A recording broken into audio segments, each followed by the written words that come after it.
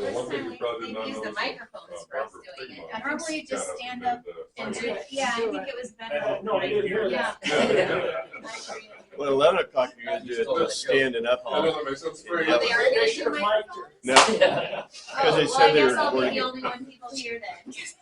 You're going to use the microphone? Yeah, use the microphone. Say it through the violin. Ah, oh gosh, yeah. Yeah, the opera folks, some spoke Italian, a lot of them spoke German. One of the guys was from Österreich, from Austria, so that was pretty fun. So let's try, it was interesting. They all had Midwest accents, but even the guy who was born in Austria, I'm like, you gotta be kidding me. You're totally. Wait, where was this? When was this? In the opera, the Barber of Seville. Oh. I got to play in the Barber of Seville. I was the notary. A So notable notary. I was a notary, and I tried to do my acting skills, and they were wonderful. It was so funny. On Friday, people were rolling in the aisles, literally every word, everything they did, because the actors, some of them were really experienced, and they knew exactly how to bring the crowd in and the jokes. It was, even in Italian, they were laughing at the Italian. Anyway, it was really fun. But it's funny. Now Did here's they have any screen up with subtitles or anything? yeah, they did. How did they know what? Okay. They did. There was a lady in one of the opera people. She had all the translation, and she was doing it. They do it by hand, so she's following the score and putting it up for the people to read on the thing. So, were you there, Paul? Did you get to see it? Thursday, yeah. Yeah. So anyway, it was pretty good. I enjoyed it. If you ever get to see the Barber of Seville, Barber of Seville is as good as the Pirates or any of the Gilbert Sullivans, even though it's English. One's Italian, the other's English, just because it's so fun. Anyway, and where's Rick? Because Rick, this is his owie, the owie, ouch, the ouch, yeah, the peritoneum, ouch. He's in Dallas. So here's where we are. We are still at the Festival of Booths, the Tabernacles, Festival of Tabernacles. At the end is Rosh Hashanah. There's a whole lot that's going on, and Jesus is there. And this is where we stopped in 22. Through it, Moses is giving you the cutting around circumcision, not because it is from out of Moses, contrariwise, from out of the fathers. And in the seventh day of the week, Shabbat, you cut around the circumcised man. And here's where it comes from in Leviticus. It's a Torah allusion. And we talked about the historicity or historical nature of this was really important. So 12:3 in Leviticus, the Lord said, Moses said to the Israelites, a woman who becomes pregnant and gives birth to a son will be ceremonially unclean for 7 days, just as she is unclean during a monthly period. On the 8th day, the boy is to be circumcised. Then the woman must wait 33 days to be purified from bleeding, etc., etc. She gives birth to a daughter for 2 weeks. The woman will be unclean as during her period. Then she must wait 66 days, purified, etc., and all this stuff. And then let's see, is there anything else about the circumcision? I think it does have something else about circumcision. For a woman who gives birth to a boy or a girl, she can afford a lamb. This is the thing about circumcision, okay? That's about it. So that's all there is about circumcision. Circumcision, as Jesus noted, right? I talked about it historically. It's very important to note because circumcision is something that Jesus said came from the fathers, not from the Mosaic covenant, because it was the covenant to Abraham. And if you remember, like years ago when we did, well, not so that far, the Torah, we did the Torah. We talked about in the Torah about Abraham, the covenant to Abraham. So that's one of the covenants. The Mosaic covenant incorporates the Abrahamic covenant, and it's really interesting. There's not a huge information about how to circumcise except this specific thing about in Leviticus. So very interesting. What I want to note about this is a logical argument to an unstated telos. If you notice, the conclusion is that the cutting in the case of a man placed him under the Mosaic covenant, the Abrahamic covenant. That was not required for a woman because a woman was considered higher in being in creation. This is really important. You know, I told you that the Orthodox view, even though the Orthodox Jewish guys pray every day supposedly, I praise God, blessed be he, that I was not born a woman. And yet, women are considered under the Jewish law and Judaism to be higher than men and more pure than men. How do you know? There are certain mitzvot that they don't have to do. One of them happens to be circumcision. Well, you say, how do you circumcise a woman? Well, apparently the Africans have figured out how to do it. I don't think it's a very pleasant thing at all for, you know, but you might say that about guys too. But isn't it interesting that women don't require circumcision for multiple reasons, but it's the main one is because they're considered, they don't need it because they don't need that mitzvah. Very interesting.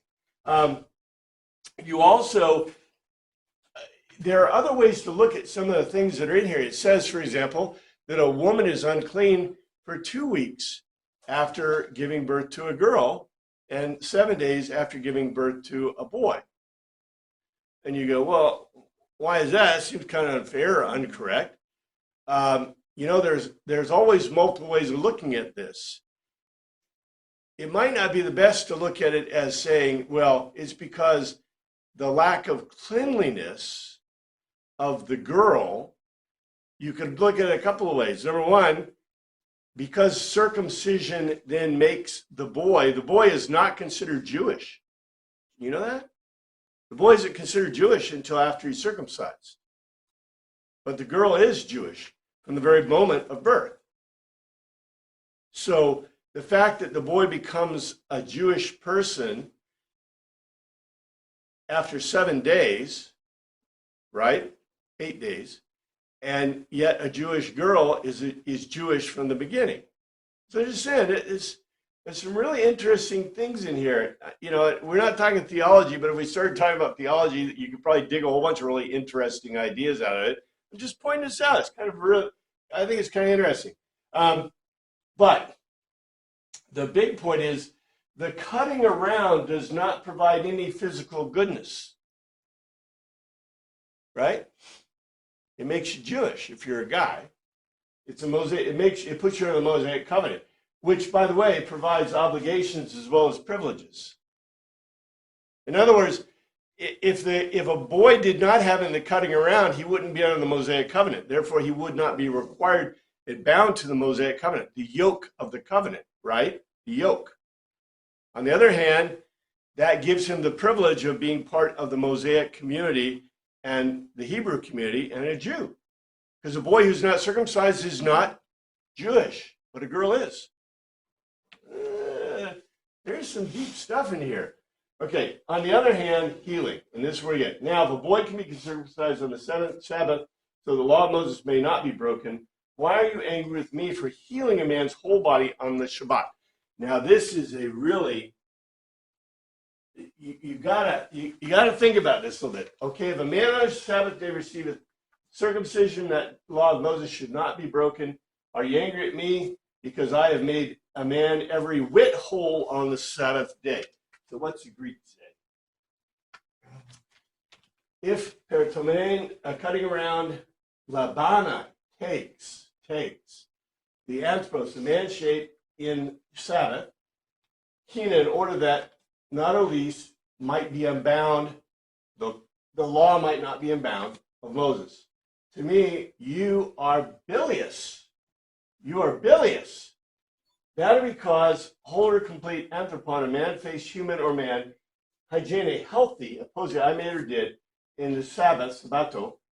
Okay, so if a man makes a cutting around, if the man takes a cutting around, circumcision, in a Sabbath, in order that the law of Moses might not be unbound, you are bilious to me because I made a whole man healthy in a Sabbath.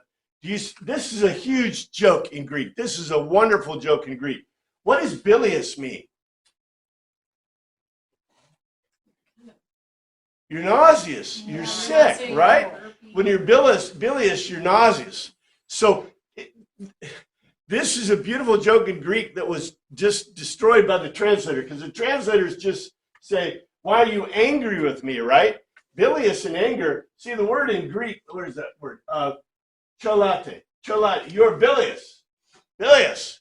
It doesn't mean that you're angry. It means you're bilious. So Jesus is making both a joke and he's also making a logos, and he's pointing this out to you.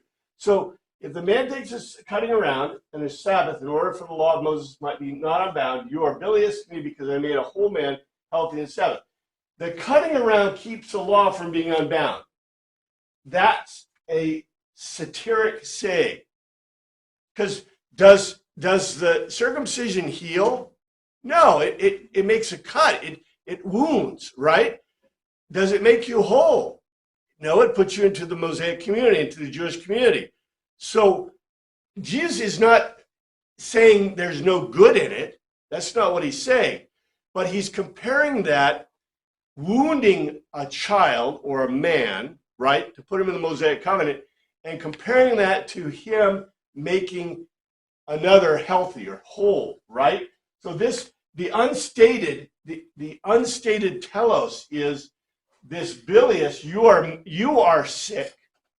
You are sick because I made a man whole, right?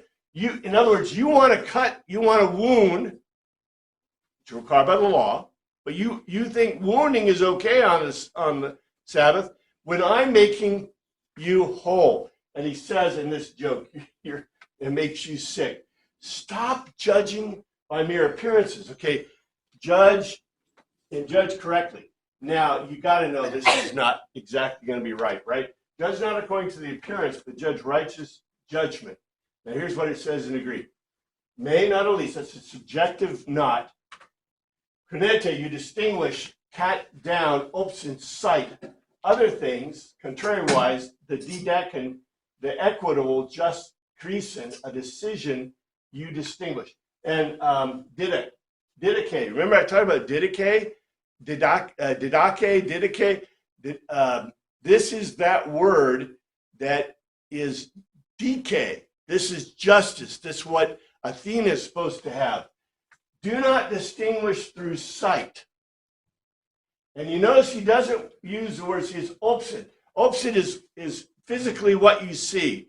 That there's that other word, see through physical eyes, which we know means to basically take it in physically and comprehend it. This does not use that word. It says, do not distinguish through sight. Contrariwise, you distinguish the equitable decision. The equitable decision. Now, is this easily comprehensible? No. It's not. Judge not according to the appearance, but judge righteous judgment. Okay, that's kind of close. Yes, sir. Is this decaying also related to like the Greek word for balance? Dikaiosine or whatever? Dikaiosine, yes. You're exactly right. Because we kind of don't see justice the way the Greeks see justice. The Greeks see justice like a balance, a scale. And we have it on all our stuff, right? All of our things have the decay balance because justice is a balance. The balance is between, okay, what is correct, what is just, and what is not just. And justice is not really about morality, right, or ethics. Justice is about guilt or innocence. And so and the founders in our justice system and the legal system, and even God's natural law talks about this all the time. Okay, so yes, some people who are guilty get freed by the justice system. Way too many, I suspect. But on the other hand, we would like not to improperly judge the innocent, right? So, you know, the scales of justice are to weigh that. And it's a huge, it's a deep concept. We are supposed to picture justice that way, but we don't. We look at justice the way TV shows us, right?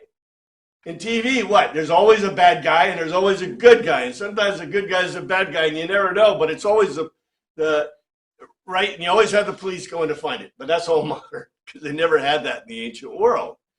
But the idea of equity, right, of the balance of justice. When you hear DK or Dikesune or any of those, think of balance and scales. And you know, the ball is, that's not, I always say that he's balancing on the world, not, he's balancing on the world because the world is a ball in the Greek thought, because he's balancing. He's not going, he's not, it's not Mercury or who is the, Mercury's the Greek, Roman god. The Greek god is Hermes. Yeah, I think it's Hermes. It's not Hermes, the messenger of the gods, going across the world. That's the telegraph or the flowers. Anyway, FTD. Yeah, FTD. It's him balancing because he's the god of. Guess what he's the god of? Hermes and also Mercury are the god of thieves and messenger of the gods. And also, they're not the gods of justice, but in the Greek worldview, you know, they're not, they would think that, okay, if you left it unguarded in the street, a good Greek would say, oh, it needs a home. I'll take it home. That's cool. They would think nothing of that in the ancient world. Because if you left it, what? You didn't want it, right? So that's their view, right? Now, that's not necessarily our view. Our view is, oh, you know, take it to the police or, you know, turn it in or you teach your kids and that maybe they'll get a reward. You know, that is a Christian worldview that's been projected. It's not a Greek worldview. The ancient worldview is if it's out there, oh, there's a bow. Oh, well, I guess nobody's around. Hey, little bow, I'm taking you home. I've got a place for you. See? Just say it. But that's their view of the world. It's not our view of the world. You just got to understand it. Anyway, but this is a very complex thing. Do not distinguish through sight. Contrariwise, you distinguish the equitable, the just decision. Now, what is the just decision Jesus is asking them to make? A logos between wounding to join the Mosaic covenant compared to healing of a person. That's the decision he's telling you to make. And he goes on, it says, and here's also, I have a little note here. There's a presumption of thought instead of reaction or simple observation. In other words, this is what Paul tells you all the time. Suke, right? Suke, think about it. There's another component of this, that the idea of the denigration of circumcision. Why?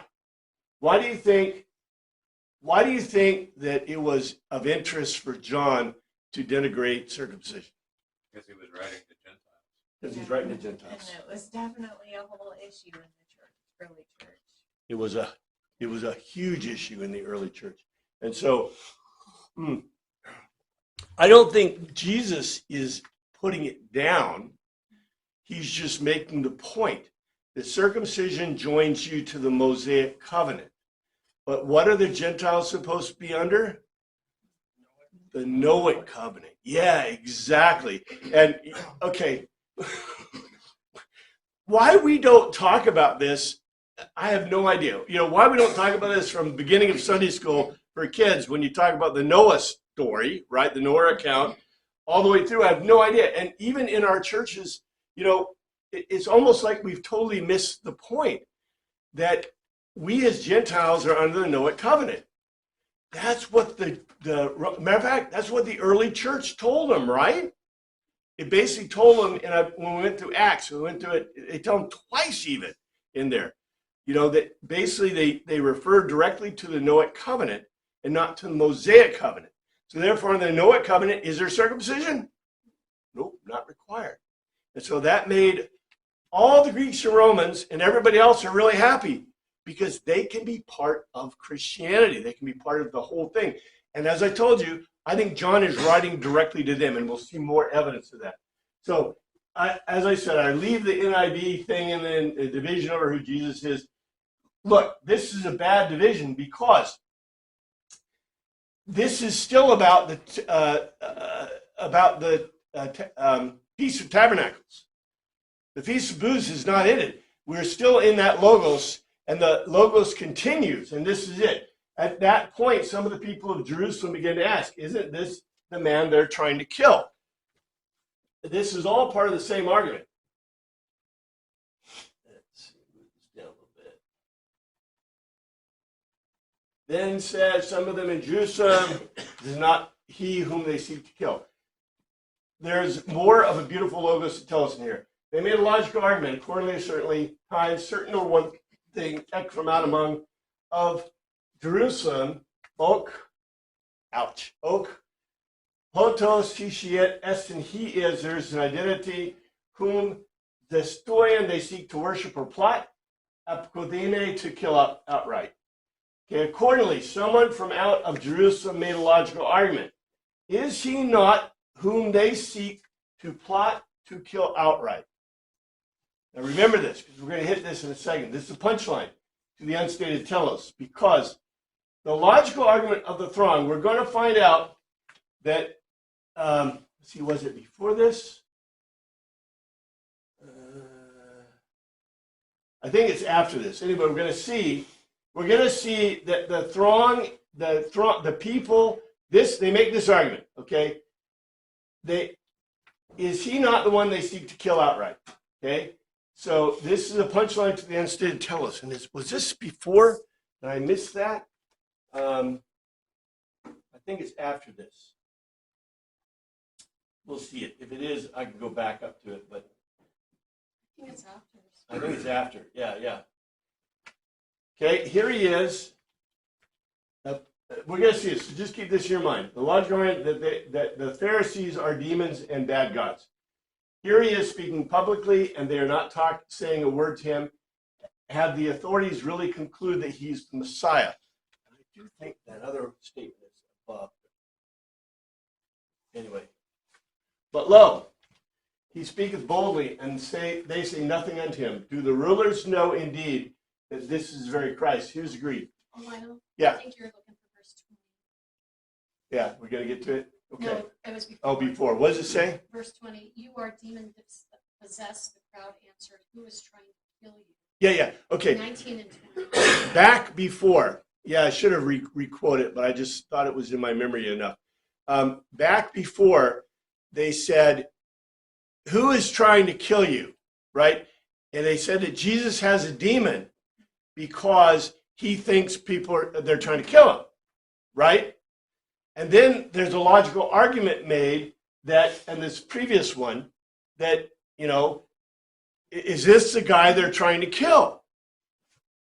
Do you see this? This is a logical argument that's being made by John, that they say, you're crazy, you're demon possessed because you think someone's trying to kill you.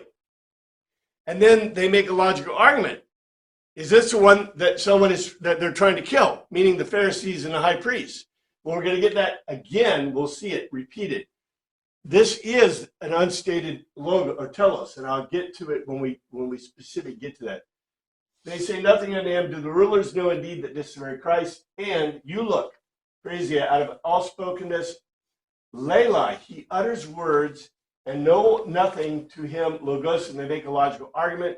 May not elise, pote, alethos, not false, egosin. They have known the archontes, the first preeminent rulers, chiefs, that are because hotos, he is the Christus. Wow, look at this. And by the way, Christus, Greek, not Messiahs.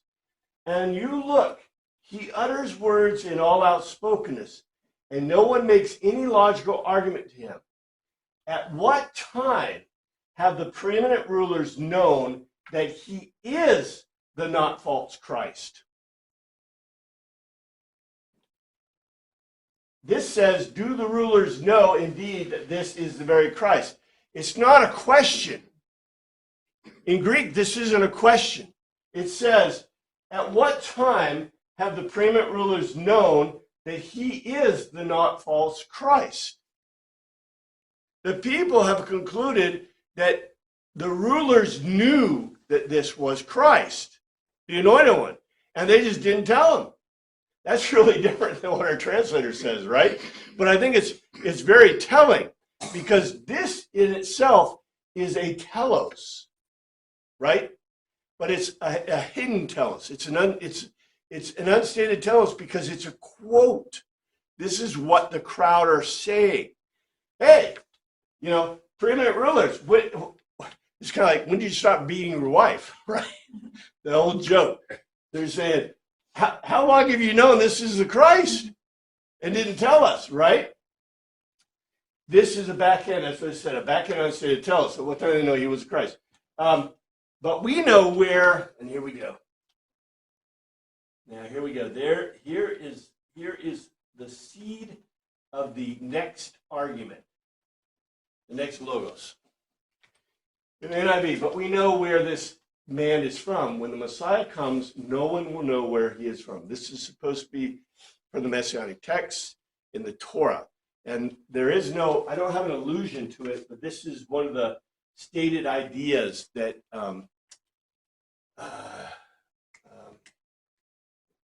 what's his name? Back in the 14th century, he put together the ideals of Messiah. I've talked about it before in class. Rambam. Yeah, Rambam. Rambam. This is one of the things, and this is not just Rambam. This is way old from the Mishnah and from the Torah and Talmudic sources, right? So the supposed thing is we don't know where he is coming from. Now, remember, there is that thing that out of Bethlehem, right? That's the famous quote. So, but this is the popular view that Rambam articulates. So John thought this was, well, not just John, this is what happened in the historical account. But John thought this was important enough to review this and make this one of the logos to tell us in his gospel. Howbeit we know this man whence he is, but when Christ cometh, no man knoweth whence he is.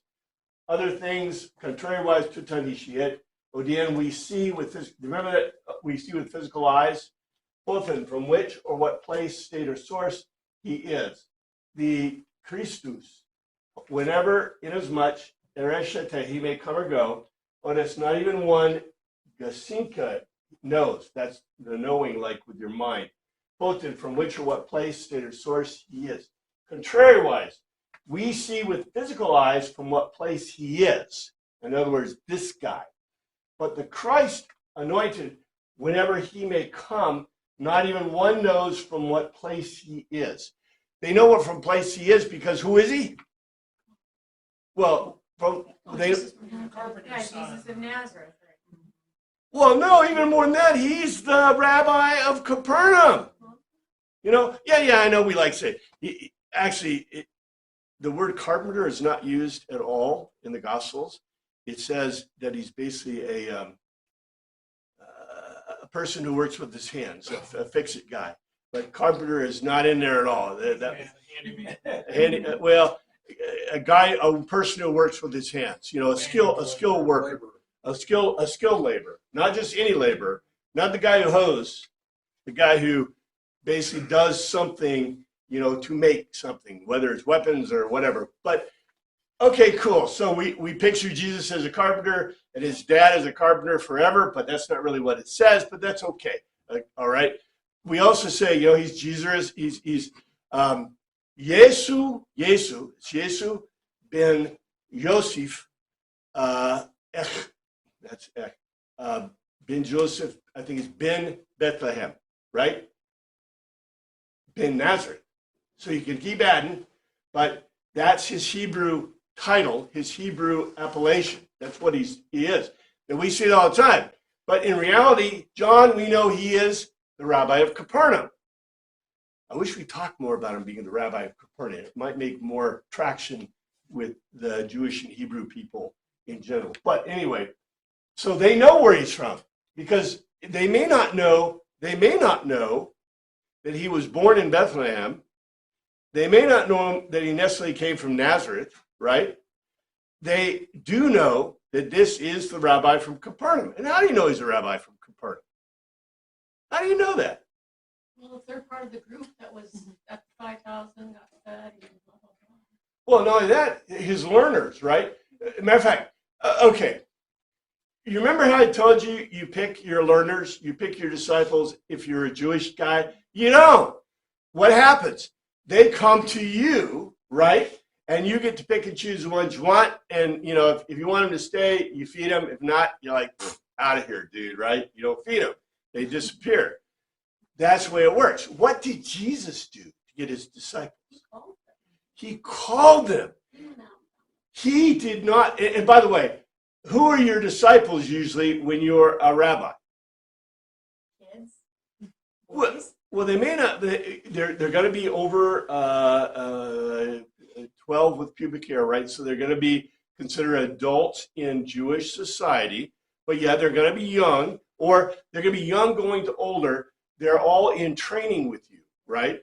They're the guys in training. Does a rabbi ever have fishermen? Even though fishermen are, I'm telling you, they're at the peak top of the laborers, non-skilled laborers, right? They're businessmen. They're really pretty high up there in the thing. But does a rabbi pick these guys?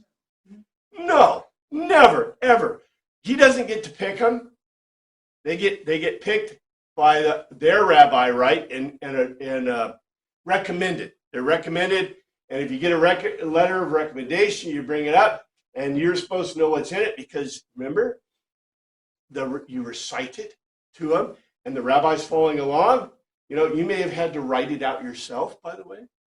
That's the way it works. When you're rabbi, okay, think about this. Your rabbi wants to send a recommendation for you, okay, and you're supposed to read or write. You may not be a Libreus, but you're supposed to be able to read and write as a Jewish person. So when I want to send a letter of recommendation, I say, okay, Pat, here you go. Here's a pen. Here's some paper, a little piece maybe because it's all we can afford. But I'm going to send a letter of recommendation. You write. So then I recite it. You write it. I make a really short thing. I recommend Pat. He's a pretty good guy and he knows his Torah. Teach him well, right? And whatever my name is, Jesus. So you wrote it. You know what's on the text. I don't have to send a slave, right? I don't have to hire a Libreus. So guess what? You go to the rabbi, and the rabbi says, where's your letter of recommendation? Now, if you're too cheap, if you can't afford a piece of paper and ink, you may not even have one. But if you do, you go to the rabbi in Jerusalem, and the rabbi, whatever his name, the Rabboni of Rabbonis, right? Gamaliel, right? Gamaliel says, where's your letter? And you say, right here, sir.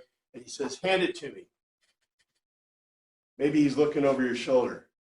And you read it. What does that show him? That you can read and you can write. And he might say, oh, you misspelled. Right? Or you got the figures wrong. You know, because I doubt if your rabbi is going to fix it. Now, maybe if he's trying to make, he doesn't want to send a bad troop. The worst way to dump a troop, send him something that's really, and it's not his fault, right? And look, you got to think about how these societies work. They're really not they're not the way we work at all. So anyway, see what physical eyes, but the Christ, and wherever he may come from, not even one knows from what place he is. There isn't, as far as I know, a Torah analogy to this. This was the view of the period, this is the view of the time about the Messiah. So the thing is here, Jesus told them to use their minds and to produce a logical argument, right? He said, don't go by what you see. What did they see? He's the rabbi of Capernaum. We know where he comes from. He says, use a logical argument, use your reasoning, right? Then Jesus, still teaching in the temple courts, cried out. Now, this sounds separate, but it's not. It's the same argument. Yes, you know me, and you know where I am from. I am not here on my own authority, but he who sent me is true. You do not know him. And you know that this has got to be a lot more complex than Greek, right? Let's see, it's a long one. Here it is. Then cried Jesus in the temple as he taught, saying, ye both know me, and you know whence I am, and I am not come of myself, but he that sent me is true, whom ye know not. Okay, similar. Ekraxin. He screamed like a raven. That's what it means. Ekraxin. Greek is really concrete. I don't think he was screaming, he was saying, but if you remember, this is what John, the immerser, also did. Ekraxin. Certainly, accordingly, into the hero of sacred place. We're going to talk about this in a minute, because you should see something funny here. The Descon teaching, the Jesus Kai, making a logical argument, kame and me. This is a really cool word, kame. It's kai me. Kai me and me.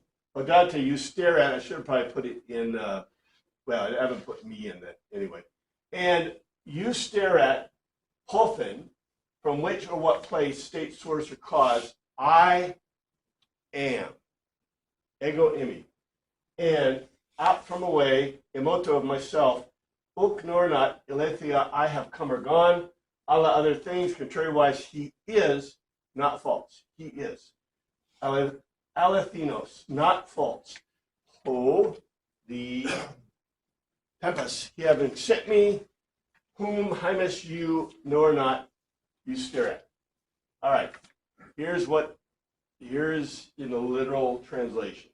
Accordingly, the teaching Jesus screamed like a raven into the sacred place, and making a logical argument, and me you stare at. And you stare at from what place, state or source, I left that all in there, or cause, I am. I am. And from myself, I have not come, contrariwise, he is not false. He having sent me, whom you do not stare at. All right, when Jesus said, I am, what did he just do? He threw down a gauntlet, right? What did he just say? I'm God. I'm God.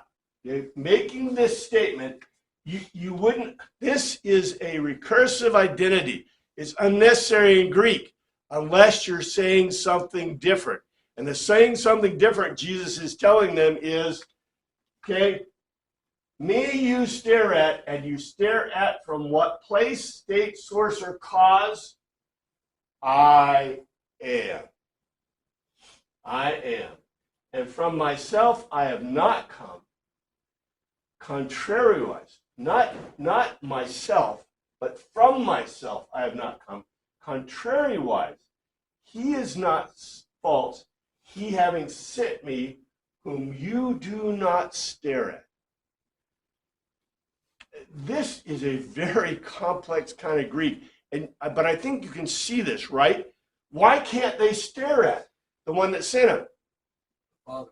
Yeah, he's God, right? But yet he can see him because he is Jesus, right? This is a wonderful, you could say word game, but it's not a word game. He means it concretely within the context. And he's trying to get the people, we've seen this over and over again, right? In all kinds of different ways, Jesus gives this logos, this logical argument, and wants the people to get it. Even his disciples to get it, right? His disciples, who are you really? Right? They don't even know who he is. They can't figure this out. And yet they're with him all the time. Jesus is trying to penetrate their mental,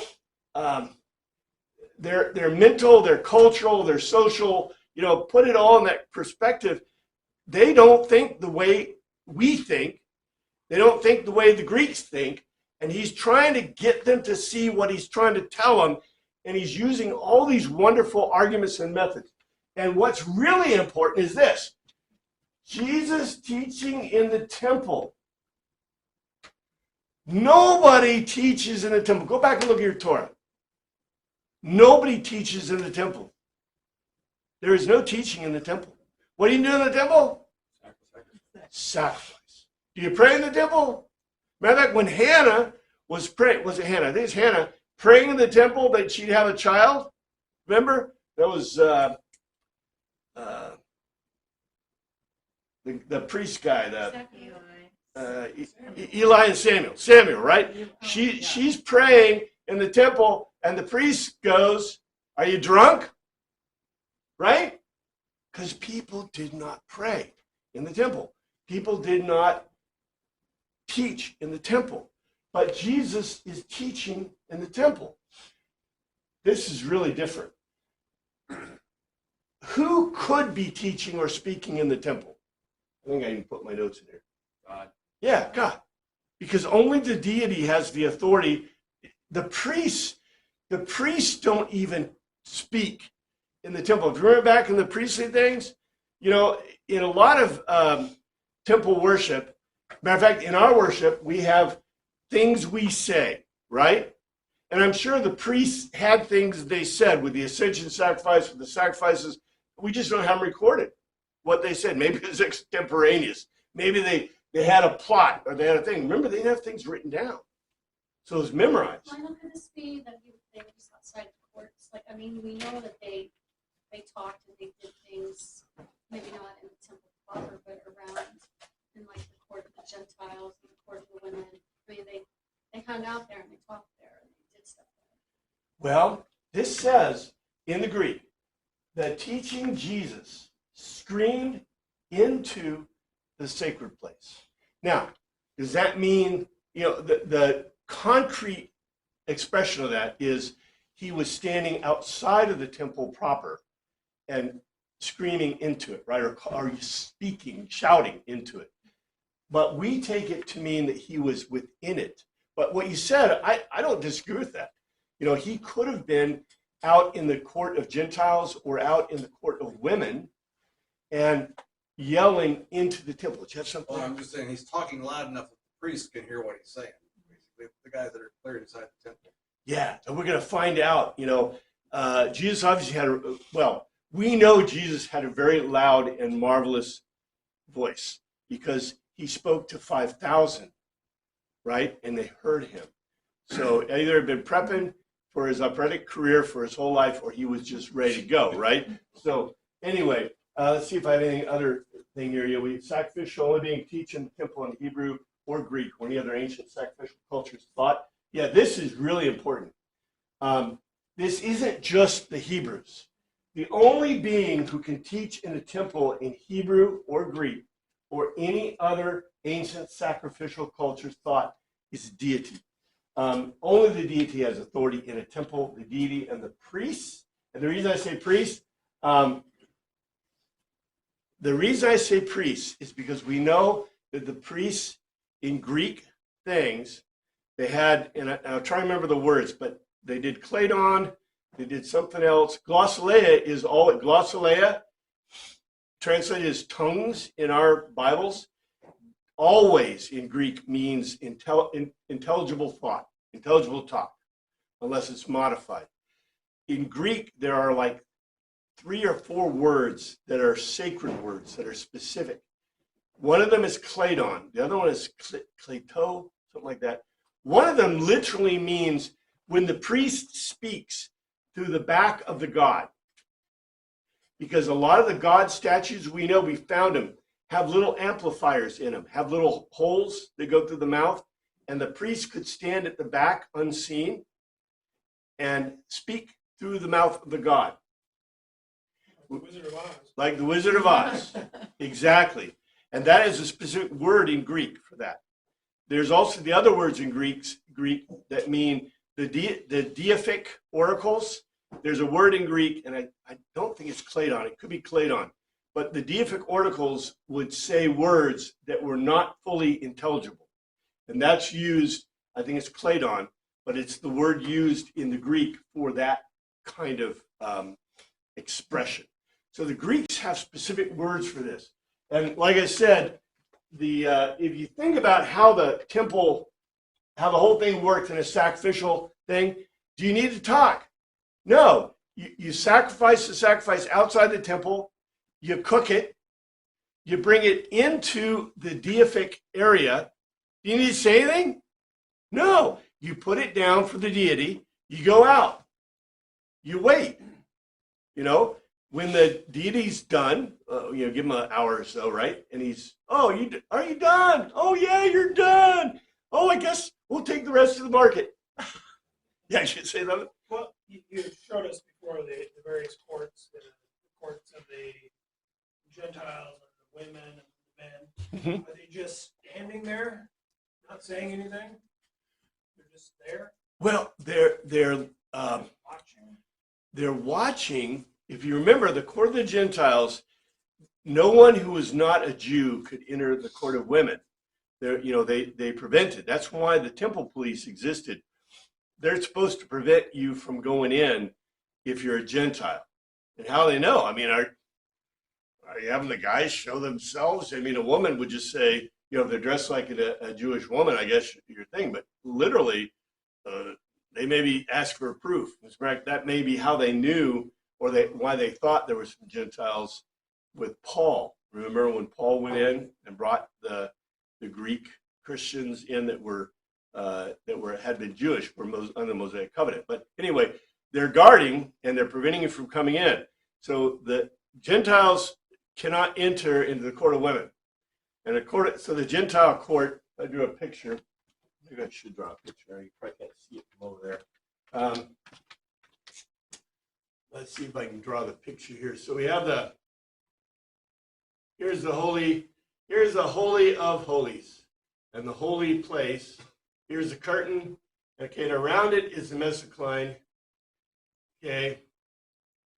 They had called this the court of men. They also had another court, the court of women. And then this was the general court. And there is no exclusion in the Torah for women going into this area that I know of. I can't remember a single exclusion, but they excluded women from the inner reaches of the temple. And then outside of that was the court of Gentiles. And the mesocline, as I understood it, it's here. This is the mesocline. This is the low wall that the Romans really got irritated out and destroyed. Because the altar of the temple is here. And what do the Greeks say? Can an altar be inside of a temple area? That is an abomination to the Greeks. It's an abomination to everybody except the Hebrews. The Hebrews allowed the altar to be within a wall, which means it was within the temple. So that really irritated the Greeks. That's why the Greeks came in and destroyed all the walls.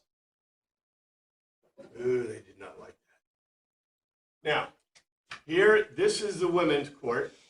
Women, this is Gentiles, and this is the men, and although they weren't supposed to be separated.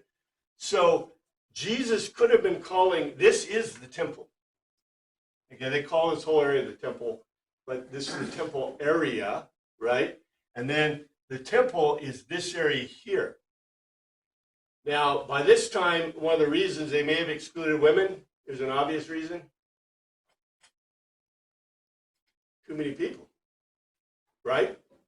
Because if you're going to exclude people, if you're going to keep the numbers down, if you got 1 million people there, can you put 1 million people in this space?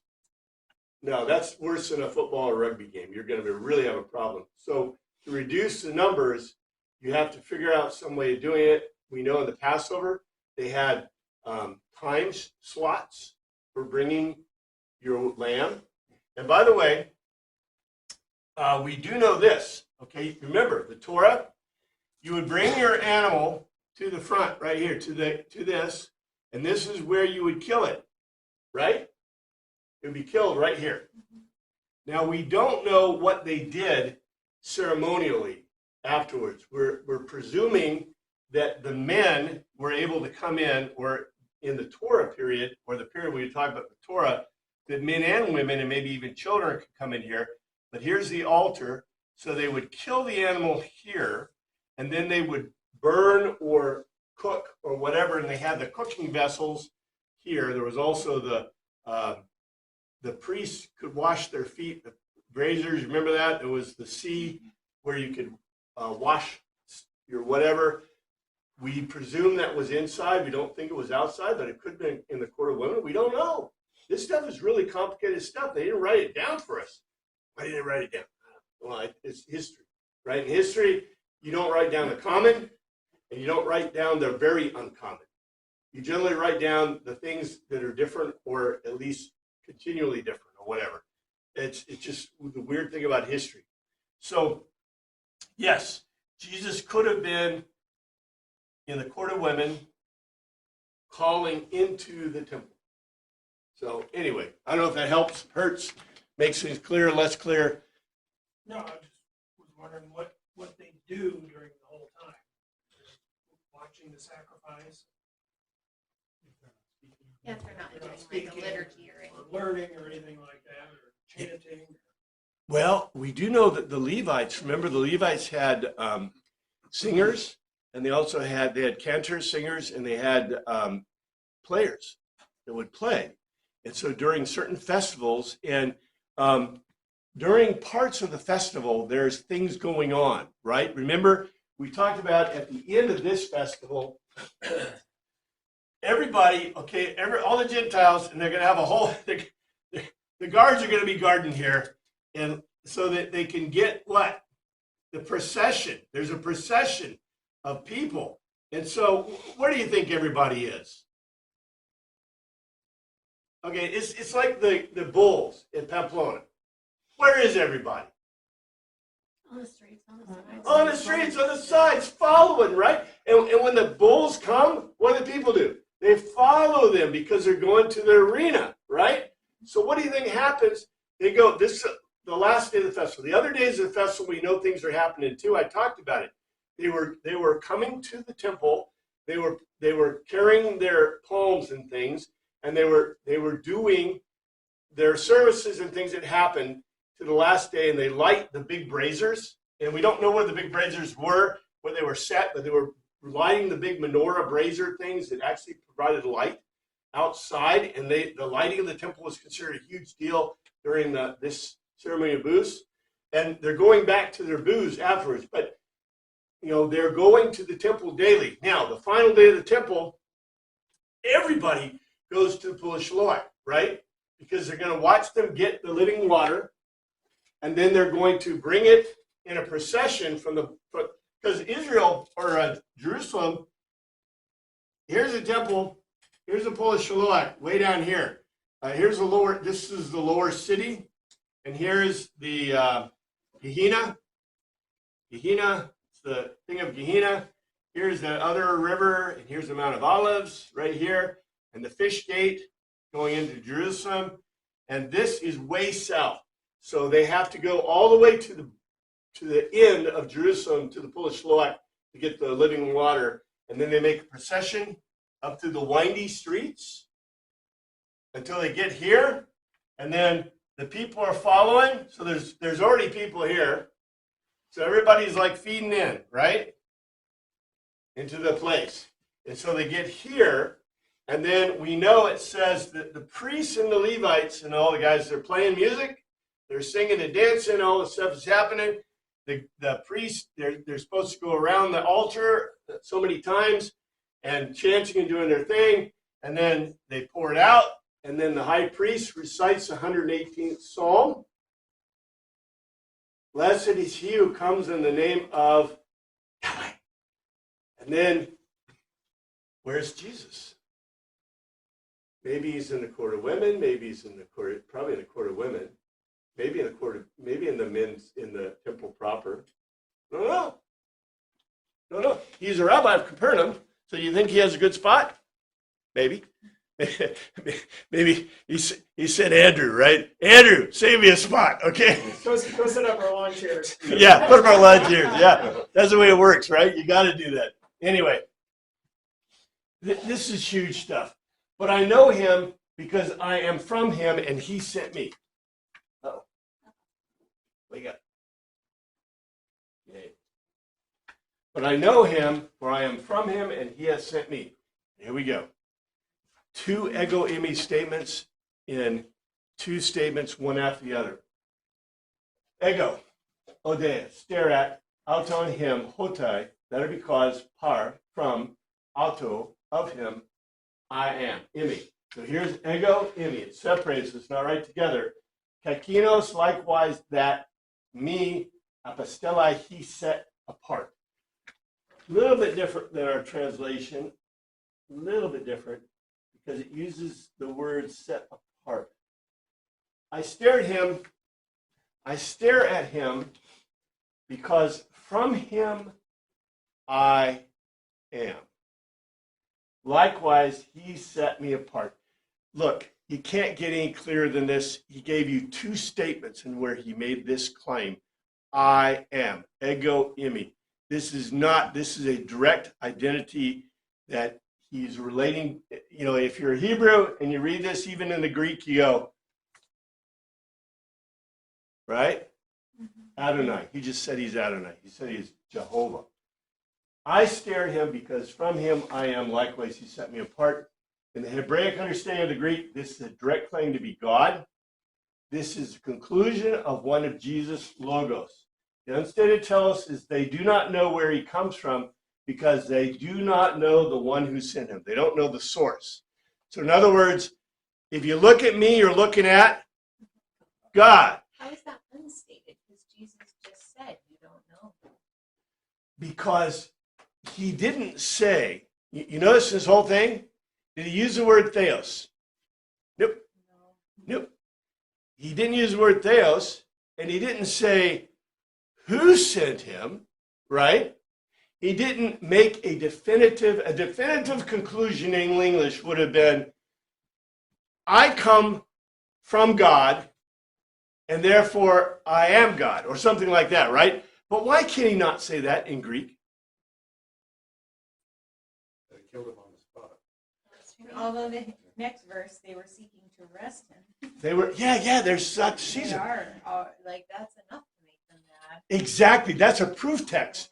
But even more, Jesus can't say I'm from God because he is God. Yes. This is a very important point. That's one of the reasons that he has to use a logos to an unstated telos, which the Greek supports 100%, right? Because he can't say, it's like a silliness. I can't say I'm from God if I am God, right? You know, you can say I am God, but then what happens? Right? Which they got it. They figured out. We'll continue for this. I think this is just astounding, the amount of depth that is in these, these statements that we get from John through Christ. It wows me every time, just the depth of this kind of this depth of these arguments. Thank you, Father, for your word. Pray you look after us this week. In your name we pray.